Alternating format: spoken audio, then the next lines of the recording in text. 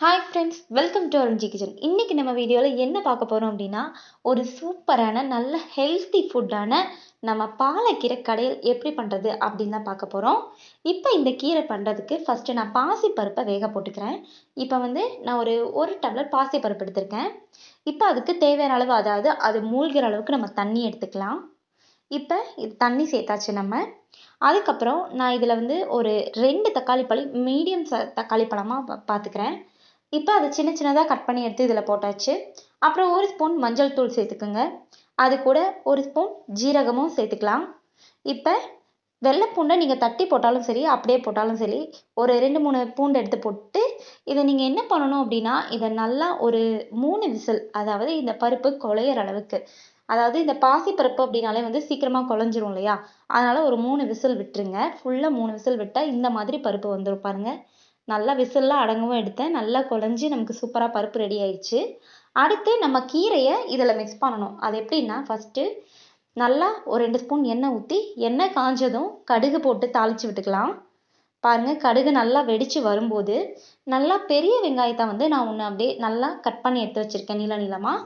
அப்படியே அது கூட ஒரு 4 வரமிளகாயும் சேர்த்துருக்கேன். நல்லா காரமாக இருக்கணும் இல்லையா, அதுக்காக. அதுக்கப்புறம் இதை நல்லா வதக்கி விடலாம். இந்த வெங்காயம் கொஞ்சம் நல்லா கோல்டன் ப்ரௌனில் வதங்குற அளவுக்கு வதங்கணும். அப்போ தான் நமக்கு கீரை நல்ல ஒரு சூப்பரான ஒரு டேஸ்ட்டில் கிடைக்கும். பாருங்கள், இதை நல்லா வதக்கி விடுங்க. இது நல்லா வதங்கி வரும்போது நீங்கள் இந்த கீரையை நல்லா ரொம்ப சின்ன சின்னதாக கட் பண்ணிக்கணும். அப்போ தான் நமக்கு ஒரு சூப்பராக சீக்கிரமாக நமக்கு கடையிறக்கு இதாக இருக்கும். பாருங்கள், இதில் இருக்கிற தண்டு கூட நல்லது தான்.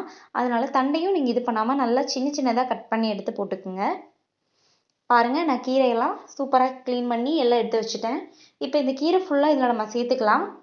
சேர்த்துட்டு ஃபஸ்ட்டு நம்ம இந்த கீரையை நல்லா வேக விடணும். அப்போ தான் நம்ம அந்த பருப்போடு மிக்ஸ் பண்ணும்போது நமக்கு நல்லா வெந்து கிடைக்கும். பாருங்கள், இந்த கீரைக்கு ரொம்பலாம் தண்ணி ஊற்றணும் அப்படிங்கிற அவசியம்லாம் இல்லை. நம்ம ஆல்ரெடி நல்லா க்ளீன் பண்ணி வச்சுருக்கனால அதுலேயே நல்லா தண்ணி இருக்கும். அதனால் இதை நீங்கள் லைட்டாக இதை வதக்கி விடுங்க. இதை நல்லா வதக்கி விட்டுட்டு இதுக்கு தேவையான அளவு உப்பு போட்டுக்கலாம். உப்பு போட்டாச்சு. இப்போ லைட்டாக தண்ணி ஊற்றிக்கிங்க. ஒரு 1/2 டம்ளர் மட்டும் தண்ணி ஊற்றினா போதும், வேறு தண்ணி தேவையில்லை. 1/2 டம்ளர் தண்ணிக்கே பாருங்கள் இதுலேயே நல்லா தண்ணி இருக்குது. அந்த அளவுக்கு இது வெந்து வந்துருச்சு. நல்லா எவ்வளோ கீரை இருந்துச்சுன்னு பாருங்கள். இப்போ வெந்ததுக்கப்புறம் எவ்வளோ கம்மியாயிடுச்சுன்னு பாருங்கள். இதில் இதுதான், இது நல்லா கம்மியாயிடும் நல்லா வெந்து வரும்போது. இப்போ நம்ம இது பண்ணி வச்சுருக்கோம் இல்லையா பருப்பு, அந்த பருப்பை இதில் நம்ம சேர்த்துக்கலாம், வேக வச்ச பருப்பை. இப்போ இந்த பருப்பெல்லாம் சேர்த்துட்டு உங்களுக்கு எந்த பக்குவத்தில், அதாவது எவ்வளோ அளவு தண்ணியாக வேணுமோ அந்த அளவுக்கு நீங்கள் தண்ணி சேர்த்துக்கலாம். இது கூட இந்த பருப்பு நல்லா கெட்டியாக இருக்கனால நீங்கள் எவ்வளோ தண்ணினாலும் இதில் சேர்த்து உங்களுக்கு ஊற்றி சாப்பிட்ற பக்குவத்துக்கு. பாருங்கள், எனக்கு இந்த அளவுக்கு ஊற்றி சாப்பிட்ற பக்குவம் வேணுங்கிறனால நல்லா ஒரு 2 டம்ளர் நான் தண்ணி ஊற்றிருக்கேன். இப்போ 2 டம்ளர் தண்ணி ஊற்றும் போது இந்த பருப்பும் கீரையும் நல்லா மிக்ஸ் ஆகி வந்திருக்கு பாருங்கள். இதை நீங்கள் கொஞ்ச நேரம் கொதிக்க விடுங்க. அப்போ தான் இந்த கீரையும் பருப்பும் கொஞ்சம் நல்லா மிக்ஸ் ஆகி கிடைக்கும். ஒரு 2 நிமிஷம் நல்லா மூடி வச்சுட்டு அப்படியே நீங்கள் குக் பண்ணிங்க அப்படின்னா ரொம்பவே சூப்பரான பாலக்கீரை கடையில் ரெடி ஆயிருங்க. Thank you friends.